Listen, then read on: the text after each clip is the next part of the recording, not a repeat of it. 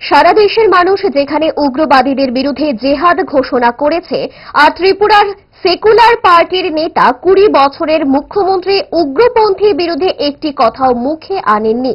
নাম না করে এভাবে মানিক সরকারকে তীব্র কটাক্ষ করলেন সাংসদ রাজীব ভট্টাচার্য।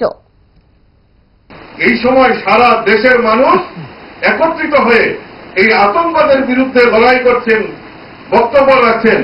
আর এখানে সেকুলার পার্টি যারা 25টা বছর এই রাজ্যে রাজত্ব করেছে, খালি নিজেদের সুবিধা, নিজেদের ব্যক্তিগত আখের গুছানোর জন্য কাজ করেছেন। গরিব মেহনতি মানুষ থেকে শুরু করে সকলকে বঞ্চিত করে যারা এই 25টা বছর টানা শাসন করেছে, যেখানে সারা দেশ উগ্রপন্থীর বিরুদ্ধে জেহাদ ঘোষণা করছেন, ধিক্কার জানাচ্ছেন।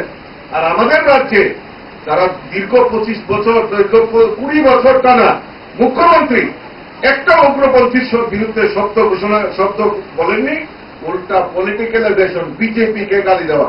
আরে মূর্খের দল, মানুষ সব জানে, মানুষ সব বুঝে। 2018-তে তার উপযুক্ত জবাব পেয়েছে, 2023-এও পেয়েছে, আগামী দিনও পাবে। কারণ এখন মাথা ঘুরছেন, উল্টাপাল্টা বলছেন। কাজেই এই যারা দেশদ্রোহিতার বিরুদ্ধে একটিও শব্দ উচ্চারণ করেনি, এরকম যারা রাজনৈতিক দল করে তাদেরকে সকলে মিলে ধিক্কার জানানো দরকার, তাদেরকে পরিষ্কার করা দরকার। তাদের এই ত্রিপুরা রাজ্যে থাকার মতো কোনো অধিকার নেই। এরকম ভাবে আমাদেরকে কাজ করতে হবে, সংগঠিত হতে হবে।